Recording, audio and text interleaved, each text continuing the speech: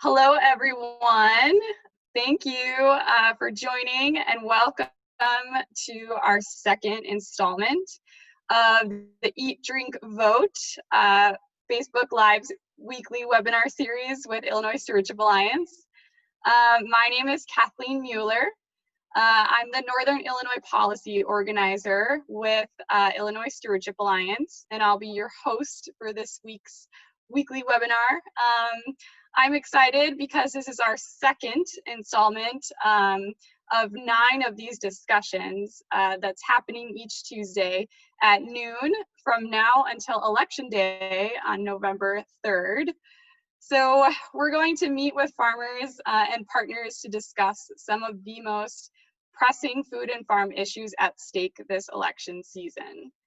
As many of you know, we are an alliance of farmers and eaters who use our voices and our choices to build a more just and regenerative local food system. Voting is one of the most important ways we can use our voice. Okay, so to help you cast an informed choice on Tuesday, November 3rd, the Alliance solicited input from members at our annual meetings in February. We interviewed our leaders and worked with local and national partners to create an Illinois Food and Farm Candidate Questionnaire. So with 9 of the most pressing issues facing farmers and eaters across Illinois. So we sent this questionnaire to all 50 congressional candidates running for the U.S. House and Senate in Illinois and asked them how they'd respond to issues from food security and corporate control to climate change and racial equity in the food system. If candidates in your congressional district have not responded yet, we've got some tools to make it easy for you to encourage them to do that. And respond to the questionnaire.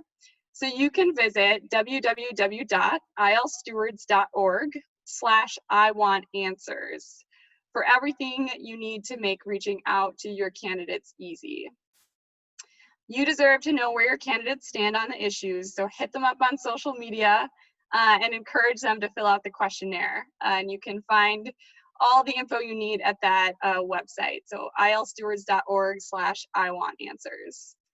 All right, so let's get started. So we are going to talk about the third question in the voter guide, which is land access and barriers to entry for the next generation of farmers. This is an issue that is at front and center in the Alliance's work, and it's one that I'm really excited to talk with you all about.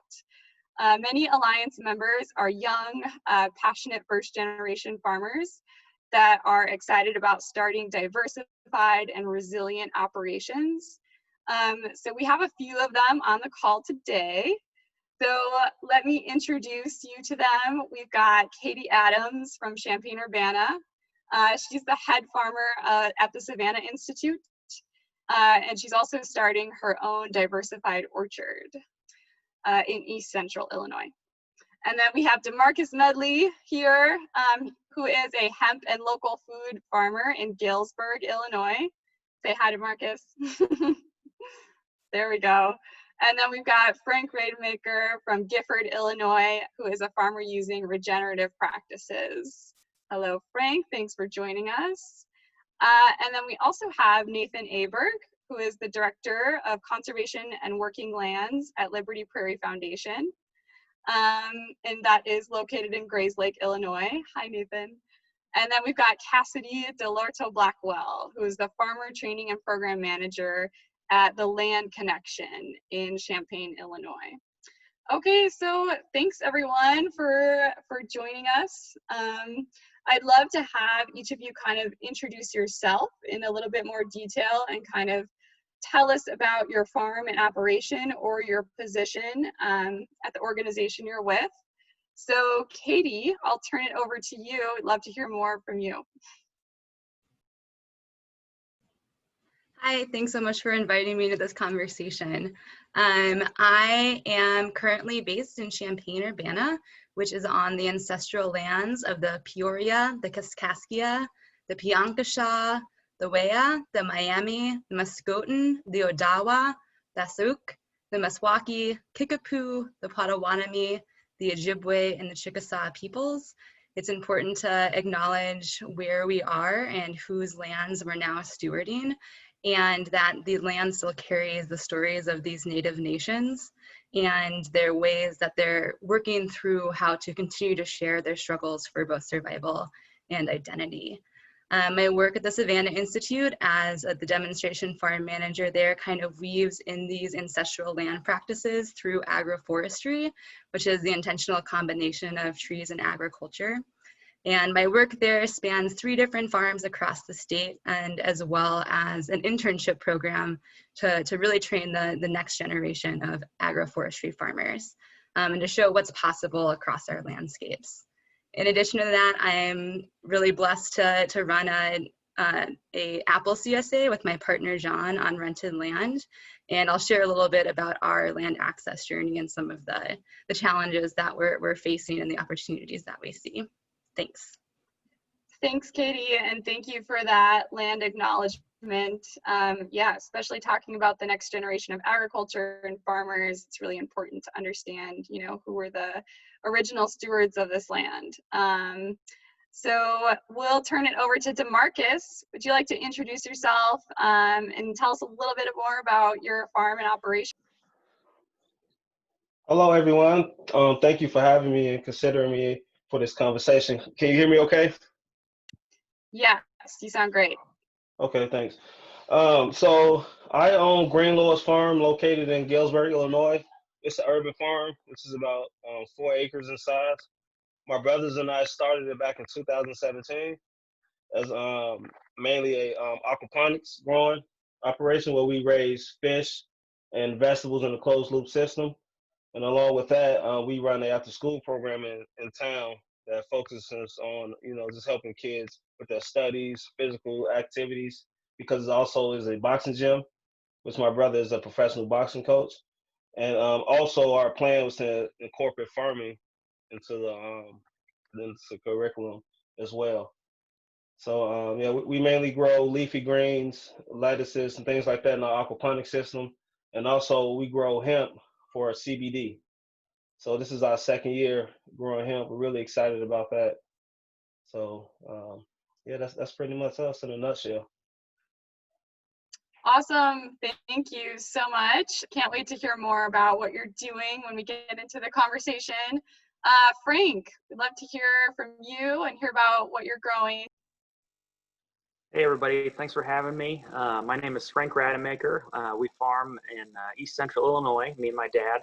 I'm the 3rd generation. We farm about 600 acres that since about 2017 is all non-GMO, all no-till, all cover crops. We grow corn, soybean, and wheat, and I'm working on finding other stuff to grow, but it's kind of hard in this area. There's not a lot of markets for it.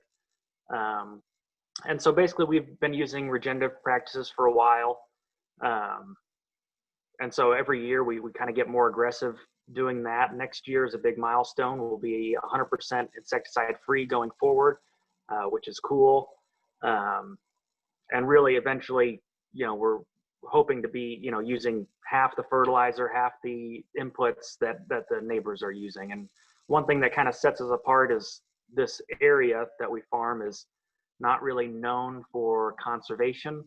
And so we kind of stick out like a sore thumb, even, you know, doing things that in other parts of the world aren't really that unique, but we're trying to grow that as we can. So that's us. That's awesome. Thank you. Cassidy, would you like to introduce yourself and tell us a little bit more about the Land Connection? Sure. Thank you, Kathleen. I'm Cassidy, Dellorto-Blackwell. I run the farmer training program for the Land Connection. The Land Connection is a pretty small nonprofit located in Champaign, Illinois, and we work to grow the local food economy both on the farm and off the farm through our programs. Primarily through our 2 major programs, which would be the farmer training program, which offers resources. In a normal year, we would be having on-farm field days and things like that right now. Obviously, it's not a normal year. We also do webinars, we create resources, we host an annual organic grain conference, which I think I met you at, Frank. And we had a conservation for row crop farmers mixer in the winter also that I saw you at. So, and then our other major program is the Champaign Farmers Market, which sort of connects us through the value chain from the farmers to the eaters. And that happens Tuesdays, every Tuesday in Champaign from 3 p.m. to 6 p.m. So if you are here in Champaign today, Farmers Market happens at 3. Looks like it might rain, so get there early. Yeah, I think that's it. We are based in Central Illinois, but we do work with our partners both upstate and downstate to help support all farmers. Gotcha. Thank you for introducing yourself and telling us more about the Land Connection. Nathan Aaberg, love to hear from you and more about Liberty Prairie Foundation. Sure. Again, thanks very much for inviting us. We really appreciate being here. We are located in Grayslake, Illinois, which is up in northeast Illinois, north of Chicago. We have a 94-acre organic farm that's part of a larger conservation community called Prairie Crossing. And we use that 94-acre organic farm in a number of ways. We use it for 2 of our programs. One's the Farm Business Development Center, which makes it possible for young farmers, beginning farmers, to test out their farm concepts. And we also have something called the Prairie Farm Corps, which is a youth program that hires high school youth to learn how to grow food organically on a farm. And one of the things we learned from our experience with the Farm Business Development Center was that young farmers do have a hard time finding land. So that and some other experiences we had led us to also create a program called Northeast Illinois Farmlink, which is a land access program for the northern 10 counties of Illinois. And so we have a website called illinoisfarmlink.org.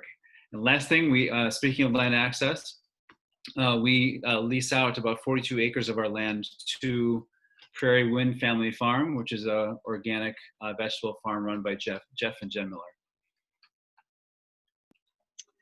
Awesome. Thanks everyone for introducing yourselves.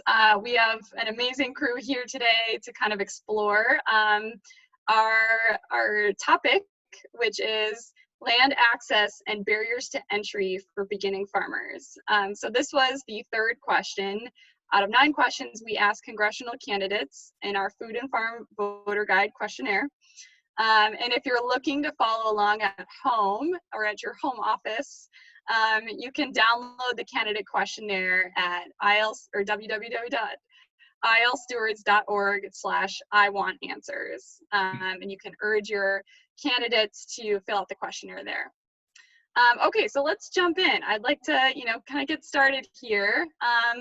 So the average age of Illinois farmers is 58 years old, and that is continuing to increase.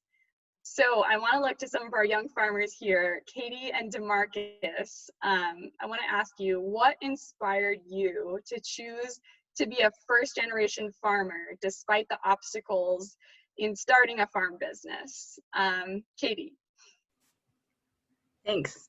I've been thinking about this term first-generation farmer a lot recently, and I think a term that maybe describes me a little bit better is a skip-generation farmer. Both sides of my family come from different agricultural backgrounds. On my mother's side, both of my grandparents grew up on farms and had pretty tough lives and worked really hard to leave the farm. And unfortunately, those farms were lost in the 50s. And on my mother's side, or on my father's side, I have Indigenous ancestry that were long-term land stewards. Cherokees have a very long history of land management that goes unrecognized by modern society, but we can still see stands of cultivated fruit and nut trees across the landscape and many vegetable varieties that came from Indigenous farmers. And corn itself is an indigenous plant that was bred by folks in Mexico. And one of the reasons I'm called to do this work is it's part of my blood and part of my family line, but also it's a type of work that brings a lot of hope. And it's the type of work that allows me to do things that I find important in my life. So building community and feeding people, and then also kind of doing the hard work of reimagining what's possible on our landscapes and in our societies. And I mean, at the very base of it, it's also just like I have a job where it's different every day, and I get to be outside and move my body and eat really good food, and it's joyful in that as well. And through all of its hard works and challenges, having come from a different career path, I am very lucky to have this one now. That's amazing. That's, kind of wonderful to hear how, it's not just a business or, a way to feed yourself or your family, but it's about, building community and stewarding the land. So great. Thanks, Katie. Demarkius, how about you? What kind of inspired you to take on the challenges of being a first generation farmer? Yeah, I also put a lot of thought into this question and that term, and she kind of touched on it perfectly. I'm not necessarily a first generation farmer, just maybe a skip. I like that term. My mother grew up on a plantation in rural Mississippi, in Chula, which is the poorest county in America to this day. And her, along with her mother, her father, and his father before, from the times of slavery, grew up on that plantation, picking and chopping cotton. So it's kind of deeply instilled in me also, kind of that connection with the land. And I didn't really realize that until more recently into my adult life, because we grew up on the west side of Chicago. So there's no farms, where I live. There was no gardens. There was no access to fresh food, anything like that. So what we did have were programs that mainly after school programs and summer programs that encouraged us to venture outside of our neighborhoods and allowed us that chance to. So one day, a few years back, I visited a urban farm in Wisconsin, Milwaukee. I think it's called Growing Together. They had a aquaponics farm, and I got a chance to visit, and I thought it was really cool. And I thought, man, this would be a great opportunity to kind of do this in Galesburg and maybe eventually in Chicago, where I grew up. And it'd be an opportunity for me to create jobs for myself, my brothers, and people in the community. And we wouldn't need a lot of land to do that, because getting land is expensive and hard. So I just kind of had that in my head. And a few years ago, we were able to make that happen. And we just kind of started in my brother's backyard. And like she said, I'm sorry I forget her name. The lady Katie? before me. Yeah, it's so enjoyable. I mean, I have a day job. I work as a distribution designer for Aaberg, Illinois, and but my real passion is growing, and it's so rewarding. And I'm never tired of it. I'm tired physically from long days of work, but never that I'm tired of doing this. I wake up every day looking forward to doing it, and I'm hoping to encourage other people of color to do the same and not look at farming as something that you're gonna you can make a living from farming, as we know, and I think it's important that a lot of people of color kind of look at that background and say we come from those farming backgrounds, and it's not just what you see in middle America. The typical farmer is generally a 58-year-old white male. Mm-hmm. So and I think I'm hoping to kind of influence others to do that. So That's great. Thanks, Demarkius. Yeah, it's wonderful to hear how you got started and, kind of what's inspiring you to keep going. Frank, so you mentioned you're a third generation farmer. So did you always know you were going to kind of take on the family farm business, or what was that decision like for you? This was like the last thing I wanted to do. So I grew up, and Grandpa farmed. It's a farming community. But I never considered it. I mean, in my mind, farming was boring, easy, right? I mean, what is there to it? You plant, you harvest. That about covers it all. But and locally, one thing is, I don't want to say every farm is kind of fits this cookie cutter model, but they, for the most part in this area, they do. Mm-hmm. So it just wasn't anything of interest to me. So I actually spent 2 years in nursing school. And then during one of those 2 years, I helped out on the farm because Dad had actually started to take over, and I don't think he really planned that either. and I fell in love with it. It's, my gosh, there's nothing I'd rather do. I've always loved biology, ecology, especially, and the chance to make like a micro ecosystem in a field is, I think, what I enjoy most. And then you get, days that you're a business manager, a small business manager, or you work outside for the whole day or for a whole week, and it's that kind of thing that I've enjoyed out of it, and the ability to have a blank canvas and just do whatever you think is best for both yourself and the community at large. Amazing. Thank you. And that's, it's kind of funny, like you're a third generation farmer, but it sort of fell on your lap, and I think that's kind of a similar story for a lot of other farmers out there. So, okay, so let's see. So in the Food and Farm Candidate Questionnaire, we state that the average age of Illinois farmers is 58 and continuing to increase over time. But while that's happening, the number of beginning farmers is a fraction of what's needed to replace retiring farmers. So we could be facing a crisis in the next decade when those farmers retire. So Nathan and Cassidy, I kind of want to look to you now. You both work with a lot of beginning farmers. So what is keeping farmers off the land right now? Nathan, we'll hear from you.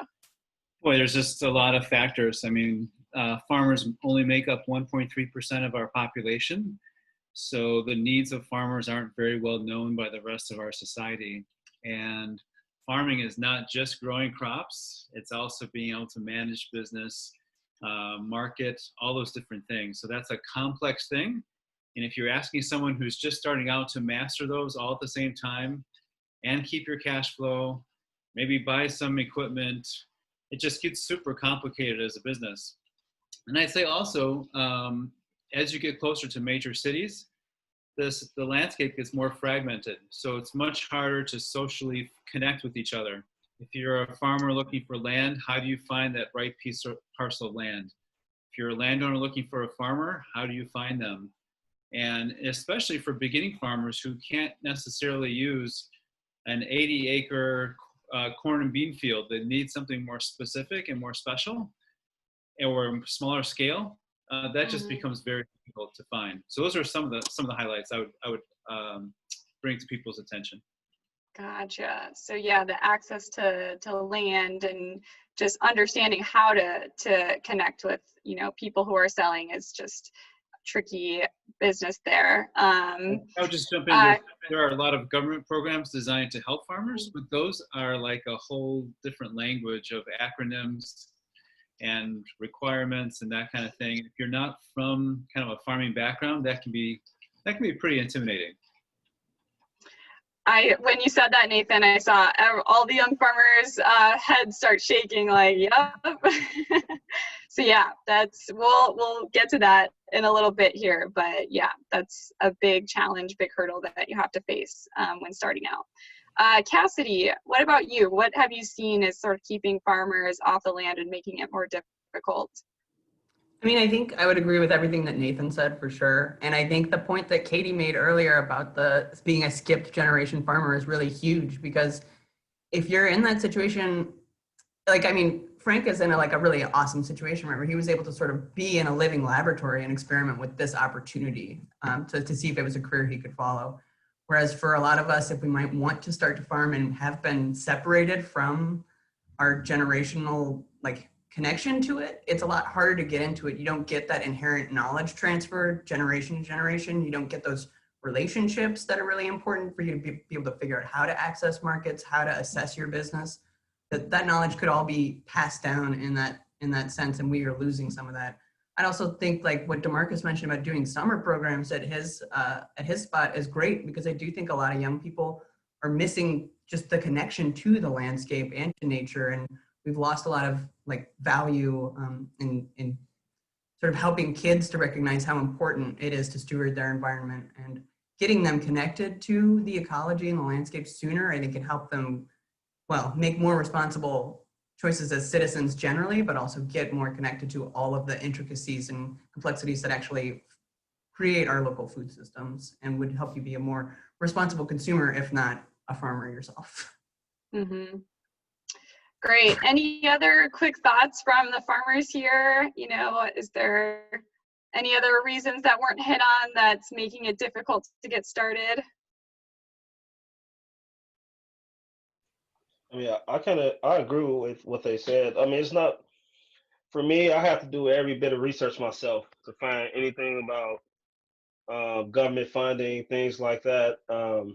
And it's a lot to kind of dig through and figure out which one specifically fits your scenario, especially for someone like me who has what some people wouldn't even consider large enough to be a farm, maybe a large garden to some. But that was really difficult. That was definitely a challenging part, and the fact that it's not really broadcasted. You know, I'm not around other farmers to tell me, hey, go check out the NRCS. They have funding for this. You know, so I don't. It's just like it's not out there. So if you're not looking, you're probably not gonna find it. Gotcha. Okay, I think we're gonna move along here. So I wanted to highlight quickly one of the responses we did get to the candidate questionnaire. So in her response to the voter guide, Congresswoman Sherry Bustos in the 17th district, which is in Northwest Illinois, said, to recruit a new generation of producers, we must make it easier to access land and equipment. She said she championed the Farmers of Tomorrow Act to make it easier to qualify for USDA loans and to expand microloans to help non-traditional farmers get started. So that's just, you know, one of the ways our candidates are coming up with creative and innovative ways to help out beginning farmers. So farmers, we touched on it just now a little bit, but you've been dealing, you know, with these barriers and challenges firsthand. Can you give us any examples of, you know, specific challenges you've faced in starting out? Katie, we'll go to you. Yeah, there's a ton of them, especially if you do a type of farming that's doesn't fit into the standard systems of the USDA or other state or even local programs. I mostly work within the perennial agricultural realm, so I deal in like very long amounts of time that doesn't fit into annual cropping or annual lease structures, and can be very difficult to bring business plans, to bring farm plans and those sort of things into folks that normally deal with annual cropping cycles. It's like a different type of farming, it's a different type of language, and it's hard to create kind of that bridge between the types of farming that folks are used to interacting with. And that kind of disconnect, and it happens with organic farmers, it happens with, you know, non-traditional farmers, and that disconnect can be hard both in terms of land access and in terms of funding, let alone things like crop insurance or other programs that are meant to help farmers, both starting out and more established farmers. And I think for us specifically with land access, because John and I run an apple orchard on leased land, we still have an annual lease structure, even though we're dealing with perennial crops. And that's something that we're trying to work through, but it's hard for us to make improvements or to invest in kind of long-term soil amendments or things like that when we don't know if we're going to be on the land long-term. And one of the things that I'm really focused on right now with SI and exploring more is how do we start to bring about different lease structures with longer terms, so that farmers like Frank that have, you know, long-term investments that they're making in their land, that more farmers that are leasing land can have those options. Or Demarkius, I don't know if you own or lease your land, but having long-term tenure on the land can create really strong farming futures. Thanks, Katie. Demarkius, any other examples of challenges you faced? Wow, yeah, we faced quite a bit. So our biggest challenge is that since we don't have a traditional farm where, you know, we may have 100 acres out in the country, ours is located inside city limits. So there's certain zoning restrictions, which makes it very expensive to start a farm in town. Even though that farm would benefit the residents directly. So our biggest challenge was first finding land, and then the sheer cost of growing in town was really expensive. Just a ton of issues. So, but we did benefit from the micro lending program from the USDA and from our local FSA office was very helpful with us through the process. And I'd like to thank Lori Finks down at the office for helping us a lot with that. But yeah, a ton of issues, and I kind of don't even know where to start. But zoning was the biggest thing. Being taken seriously was another one.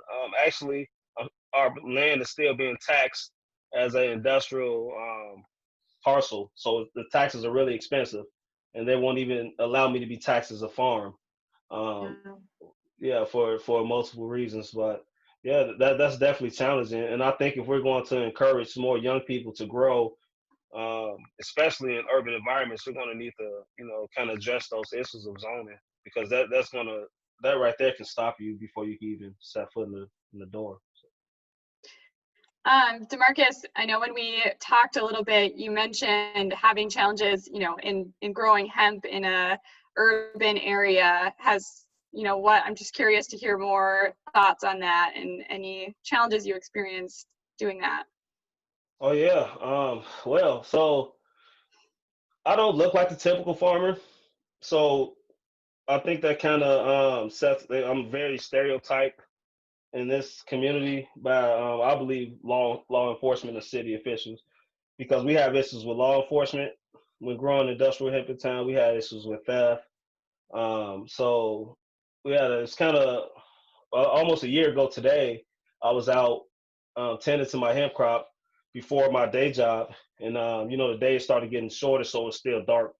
It's about 5:30, and someone called the cops and said someone was trespassing on my property. And the cops showed up, and I let the police know that I'm the owner, and they didn't believe that I was the owner, and that was a little frustrating. And then they immediately called for backup and asked me was I growing marijuana, which I told them it was industrial hemp and I'm licensed. And then the whole entire third shift force came out with the K9 units and kind of surrounding me. So at that point, my heart's really racing because I'm not sure what's going to happen. And I'm just trying to find my hemp license because, and I'm searching for it in the shed. And I remember that my friend that helps me on the farm, who's also my neighbor, took the license in to laminate it so that we can post it. So the police escorted me over to his home. As I knock on the door, he's not answering, so I'm really getting nervous. And he had his camper parked right next to his door, and he popped his head out because he had spent the night in the camper with his wife. And so he confirmed to them that I was the owner of the property, that I wasn't trespassing, and he had a copy of the hemp license. And that was just a very real and scary moment for me. And it just makes me think back, like, how many years where people of color been, kind of targeted or, I don't know, forced out of farming. And it's just like, why is this happening to me? Mm-hmm. And it was frustrating, but we overcame that. And I think it was a lesson learned for both sides. And so that was really challenging. So that almost got me out of growing hemp, but we have a market for that. So we decided just to continue on. And also dealing with theft. Theft's a huge issue with growing hemp in the urban environment or even in the country because it resembles a marijuana plant, even though you cannot get high from it. So if anyone's not familiar with industrial hemp, industrial hemp it's a cannabis plant, but it has very low levels of THC. So if you are the consumer, you will not get high. So the state allows us to grow it, and because of the medicinal uses of CBD. So that was really challenging, but we're still here today. So. Thanks, Demarkius. Yeah, and that kind of shows that there's a lot of education that still needs to be done, on the institutional level for, products like hemp. So yeah, we've got a lot of work to do, but that's, your story is a great example of the perseverance, and the passion that young farmers have for this work, and, continuing to keep moving despite all the roadblocks. So thanks for sharing. Okay, I want to kind of continue us on here. This time is flying by. So let's see, we're going to go to this next question. But we have another response to our voter guide that Senator Dick Durbin gave. So U.S. Senator Dick Durbin said he supports increasing funding and staff so USDA can improve outreach and education and tailor programs to the unique needs of new, young, military, and veteran and underserved farmers. So Frank, I'm going to ask you real quickly, have you experienced any roadblocks to access USDA or federal programs? We haven't had, I've been lucky enough to not need any access to that. I'm pretty familiar with them. I mean, but I will attest that they are really confusing. You know, with our input costs so low, Dad was just able to give me a loan for a year on inputs until we were able to make our first grain sale. But I know that many of those programs a lot of them are geared towards beginning farmers, and either you've got a smaller down payment, better rates, or priority access to them. So things like that are helpful. I know several younger farmers who have used the beginning farmer loans for that purpose. Mm-hmm. Gotcha, thank you. Any other farmers want to chime in? Any issues in accessing USDA federal programs or federal programs? Okay, let's see. So we'll move on to our next question. But first, another candidate response. So in their response to the voter guide, Philanese White of the 1st District and Teresa Rayborn in the 2nd, they're both on the south side of Chicago, said we need more education of young people, including teenagers, in farming to gain experience in a field they may not have considered before. So Ms. White said that there's a lot of wasted land, like vacant lots in urban areas, that can be used to teach farming. So Cassidy, I'm going to turn it to you. In your role as farmer training coordinator at the Land Connection, what training resources do farmers most often request or need? You know, it's a tricky question because I think, as you can tell from this group, like, farmers are not a monolith. They're very different. They all come in from very different contexts. They have different needs, and based on not just the crops they're planting, but also their stage in, you know, what USDA defines a beginning farmer as anyone less than 10 years of farming experience. But even between, you know, 1 to 3 years, from 3 to 5 years, you need different resources and support. The Land Connection has traditionally really focused our resource work for farmers and being very focused on business development and risk management, which is kind of the paradigm that USDA has sort of laid out as what beginning farmers need. We are questioning whether that is the best approach at this moment too. I do think right now what we've seen a lot of people calling and asking us for is money. People need money, especially with the pandemic. And people need to figure out how to access that money, because a lot of the time the structures in place, like you've already mentioned, the USDA programs are complicated. And a lot of even small granting programs that come online are kind of set up for folks that are already kind of in an advantaged situation of being able to understand the guidelines for those, to be able to write in a way that like appeals to the funder. So there's a lot of pieces missing. And if you're a farmer who's already working 11 hours a day, do you have the time to go home and put together an application on a short timeline? So I'm grateful that a lot of foundations and organizations are stepping forward to offer more funds to farmers, but I do feel that often they're not doing effective enough outreach to make sure that everybody knows that those opportunities are available. So definitely cash. People always need cash. People need land. People need equipment. People need relationships, I think, is really above all, helps to keep those pieces moving. So. Right. Thank you. Nathan, in your experience, you know, what have you noticed as the biggest need for new farmers? Well, I think Cassidy did a great job of already answering that kind of question. I would just sort of corroborate what she said. I think money is huge, and money can come in lots of different forms. It doesn't have to be cash. It could be services, advice. I think entrepreneurial skills are super important for farmers in terms of not just knowing how to grow a crop or take it to a commodity, to a sort of a silo, but be able to create new markets, be able to sort of develop a retail market to individuals and where you can get the highest return for your work. I think that's super important. And then again, it's like having a place where you can connect with landowners, especially around leases, to find a good match for yourself. I think that remains a challenge as well. Thank you. Okay, so next question. Illinois Stewardship Alliance is an alliance of farmers and eaters. So we know that when farmers face issues, this also has repercussions on the consumer and people who want and need fresh food and other products. So what's at stake for eaters and the food system if we don't support the next generation of farmers? Frank, I know I talked to you on the phone a little bit and you had some thoughts on this, so I'd love to hear your response first.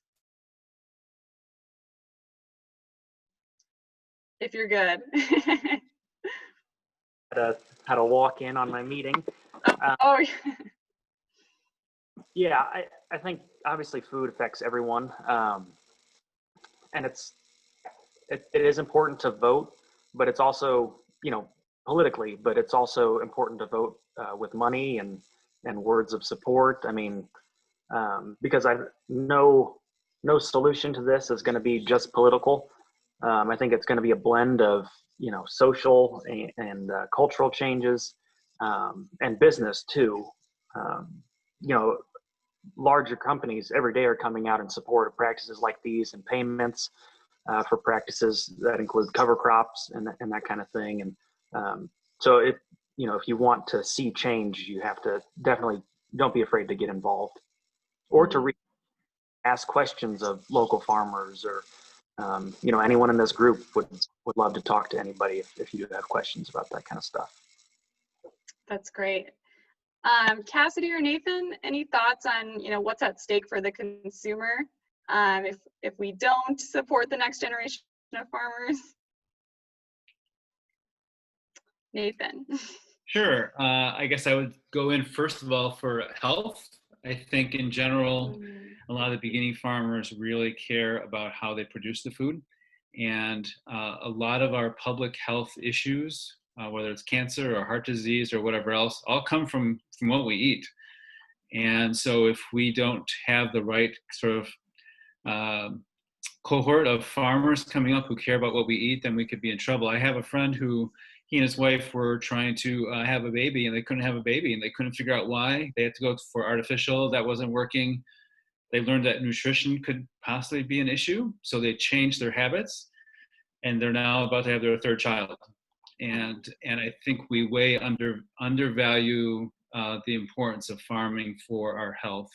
I'd also say rural communities, it's way too easy for us to not care about rural communities. And if we want to have thriving rural communities, we need it to be possible for new generations of farmers to not just survive, but to thrive. I think that's super important. And then I also want to say even for urban communities, urban communities are more livable when there are farmers like Demarkius creating green places where people can kind of come together and relate at a nice kind of easy rhythm. And so I think farming is so important in so many different ways. Yeah. Any others, Cassidy, or any other farmers?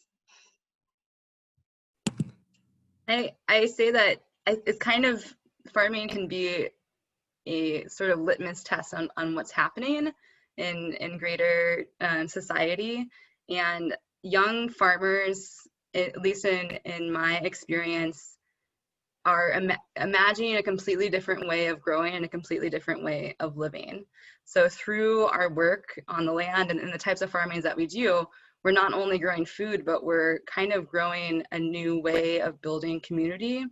And we're building, you know, what equity looks like on the landscape. So it has huge implications for the land. It has huge implications for climate and the ways that we farm that can actively fight climate change and kind of reimagine what we want our future to look like on the ground. So we can either continue to consolidate our farms and our farmers and our farmland, or we can go the opposite direction and really sort of build in more farmers, more farms, and more people participating in our food system.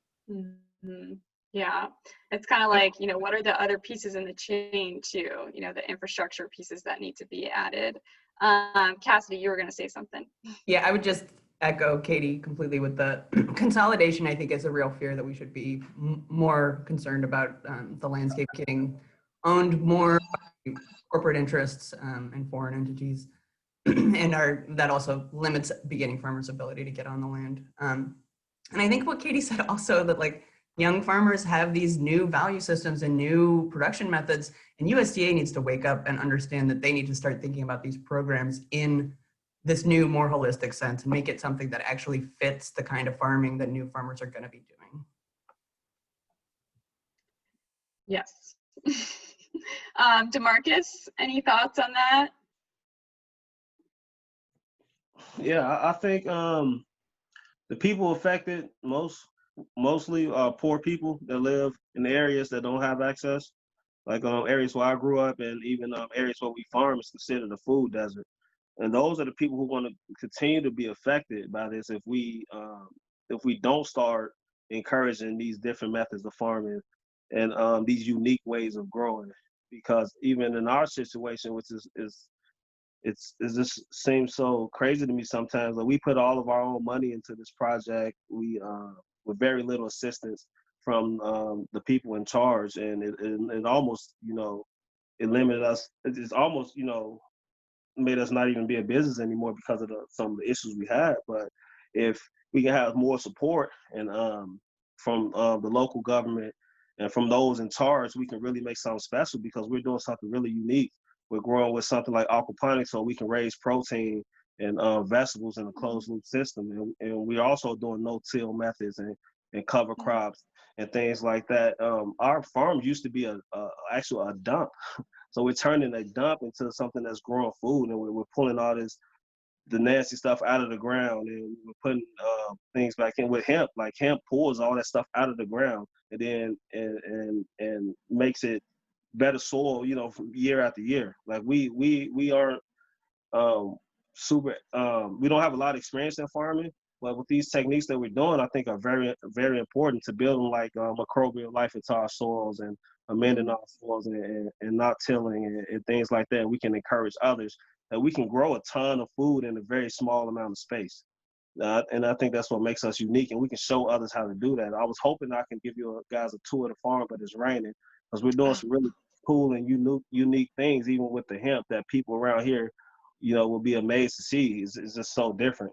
And I would like to continue to, anyone that's watching, I would encourage you, you know, to step out, you know, and take that chance, because we're doing it, and we were very like unlikely to make it this far, so even in our point in our life in general. So if we don't do more to encourage people like that, I'm afraid that the poorest of the people are going to be the most affected.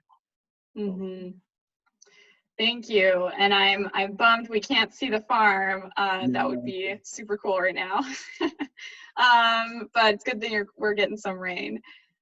Okay, so I wanted to ask you all, what are some solutions or things you'd like to hear from congressional candidates discuss? So, you know, what are some ways or tools or things they should be saying to be able to support the next generation of farmers and young farmers that prioritize diversity and these regenerative practices? Katie, any thoughts on that? Yeah, I feel like I'm just only going to touch on a couple of programs that I think would be great for young farmers. I think a big one is comprehensive climate change mitigation and solutions from a federal level, and to really make that a focus. We can't farm if we're not addressing the climate uncertainty. we are constantly facing challenges with weather every year. Weather is becoming more unpredictable. So we really need to get serious about climate change mitigation and solutions both on the farm and off the farm. One thing that personally affects me is student loan forgiveness, either through farming as public service or complete student loan forgiveness that would allow people who have gone through higher education to utilize that money that we're now using to pay back loans to invest in our own businesses and across the landscape. And, you know, the Farmers of Tomorrow Act and putting more emphasis on what farming can do through the Green New Deal and what just transition and equitable farming practices look like on the landscape is really needed. I think Cassidy's kind of declaration of Wake Up USDA is a really big one because so many of the programs that the USDA has just don't fit the structures of the types of farming that we are doing. So that's just a handful. Thank you. I think that was, you know, a great summary. I just wanted to mention also the ACEP or ACEP ALE program, so agricultural land easements, which is a effective tool to protect farmland and keep it affordable for young beginning farmers. But we're running low on time, and I'm sure you all have other thoughts and answers to that question, but I wanted to get to this other question for all of you. So why is it important to be a food and farm voter? What are your thoughts on that? Let's see, Frank, I'm gonna turn it to you. Yeah, I mean, like I said, you know, this not only impacts everyone on just the human health, but from nutrition, but environmentally, it has a huge impact. And I think you can't deny that no matter what your opinion is, that some change needs to be made. Especially, you know, in my world is the more the large scale land use. And so that's what we work on. But I mean, from every aspect, you know, from the cities to large scale, everyone's impacted by that, no matter where you live or what your habits are. So just keep that in mind when you vote and when you spend money and the choices that you make every day. Yeah, thank you. Demarkius, any thoughts on why it's important to be a food and farm voter? Well, I think that things aren't going to change unless we, change those things ourselves. If we don't agree with the people who are currently in power, and we can't find people who we like or who will benefit us, that maybe it's time that we step up and replace those people. There's problems that persisted, for decades for a reason, because some of those same laws from the 50s and 60s are still here because the people who made them are still in office. And I think if we can change that, and I think it would benefit everyone, and not just to be political, but just we just need good people, people who are going to stick to their word and do what they said they're going to do, and not just say those things to get elected. So I think it's important we vote. I think it's important that we speak out, even if it's not even if it's against popular opinion. So and it's very important because people fought and died for that right. So I'm definitely going to vote in every election that I can. So awesome. Thanks, everyone. I hate to cut anyone off here, but we're out of time. So thank you all for being here, and to everyone for following along during their lunch hour today. We hope you can join us next week, same time, same place, and we're going to be discussing racial equity in the food system. So land dispossession and stolen labor. So that's on September 15th. And our panelists are going to be Erica Allen from Urban Growers Collective, Marley Wilson from Chicago Food Policy Action Council, and Jose Oliva from the HEAL Alliance.